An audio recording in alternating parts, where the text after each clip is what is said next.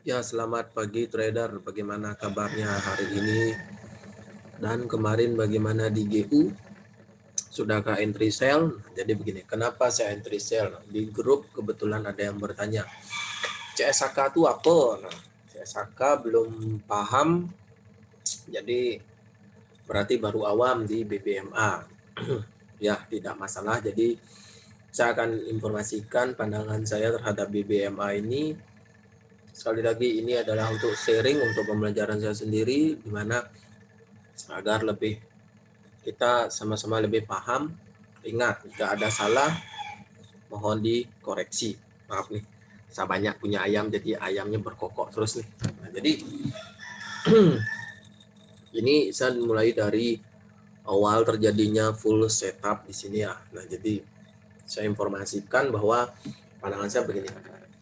Bagi yang tidak paham di grup, ini saya buatkan videonya agar kita sama-sama saling paham dan saling mengkoreksi. Jika saya ada salah, mari kita koreksi di grup. Nah, jadi begini, ini adalah MMT. MMT itu adalah momentum. Momentum itu adalah candle yang mampu close di luar Bollinger Band. Disebut momentum. Ini dulu. Ingat satu hal saja. Asal dia keluar dari Bollinger Band, entah dari top BB ataupun low BB, yang penting dia close di luar Bollinger Band, disebutlah itu momentum. Jika ada momentum, biasanya akan ada bagi entry. Bagi entry-nya di mana? Di Malo. Malo itu adalah MA5 dan MA10. Low disebut Malo. Disingkat tuh. Nah, ini adalah re-entry. Ada momentum, biasanya akan ada bagi entry. Syaratnya bagi entry di sini ada, sudah di video saya, yaitu tidak boleh ada momentum di TF bawahnya. Nah, lalu setelah berjalan dia naik. Ini adalah CS yang mampu close di luar MA5 dan MA10 high.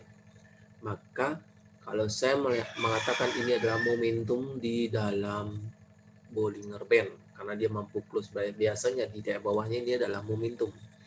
Kemudian biasanya lagi akan ada bagi entry. Kembali lagi syaratnya, tak boleh ada momentum di TF bawahnya. Setelah itu naik, dia membuat momentum lagi. Nah, setelah membuat momentum, perhatikan apakah ada MA yang keluar.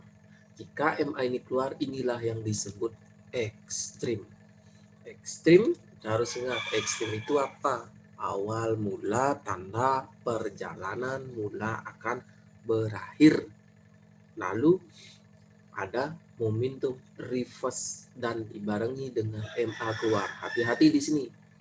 Setelah ada momentum dan ini dibarengi dengan ekstrim, maka kita membacanya adalah momentum ekstrim TP wajib.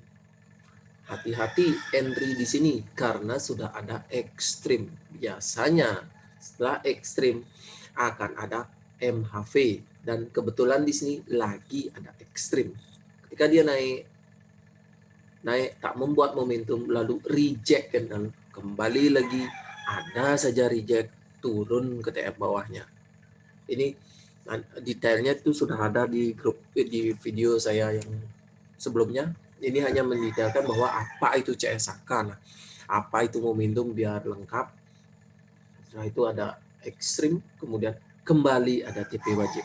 TP wajib adalah candle yang mampu menyentuh MA5 low untuk ekstrim sell. Jika ekstrim buy adalah candle yang mampu menyentuh MA5 atau MA10 high yang setelah terjadinya ekstrim. Ingat, ini harus diingat, diingat, jangan dihafal. Kalau hafal bisa lupa, jika mengingat tak akan pernah lupa. Setelah itu muncul ekstrim, kita TP wajib. Di sini ekstrim lagi, kemudian TP wajib. Nah, diikutilah yang namanya CSAK. Nah, CSAK ini adalah candle arah kukuh, di mana dia mampu membreakout yang namanya mid BB dan mampu membreakout MA5 dan MA10 low. Low atau high ini untuk sell, maka ini adalah MA5 dan MA10 low atau malo, mampu membreakout malo.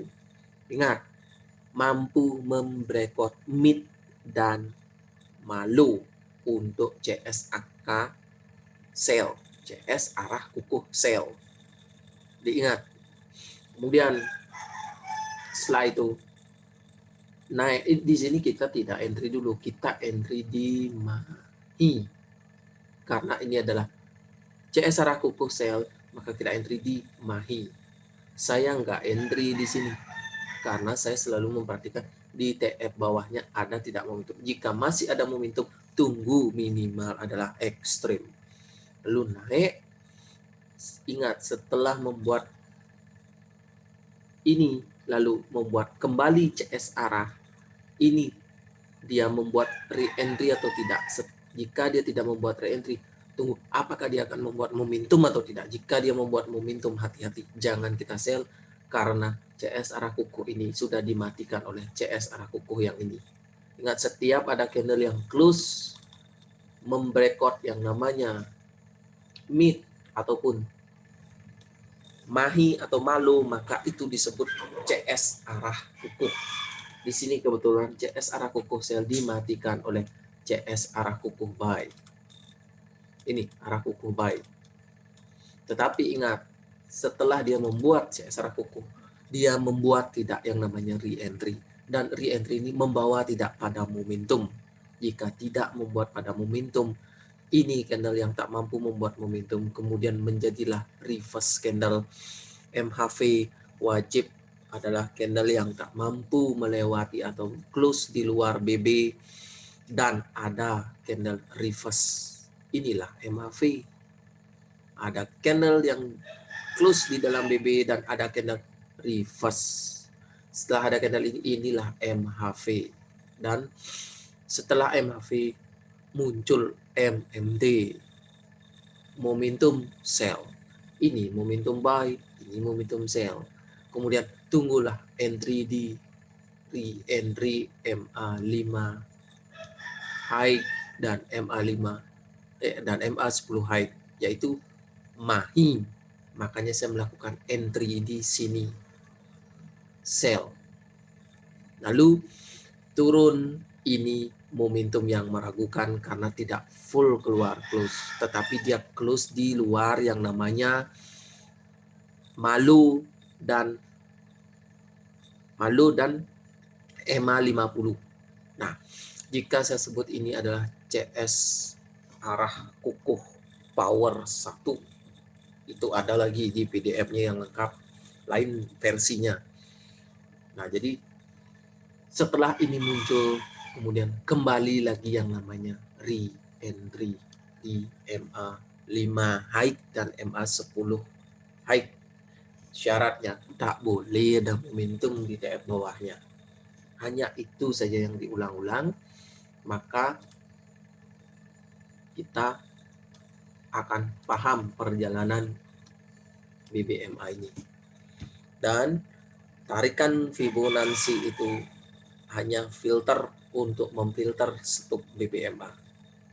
Dan BBMA pun difilter oleh Fibonacci. Fibonacci pun difilter oleh BBMA.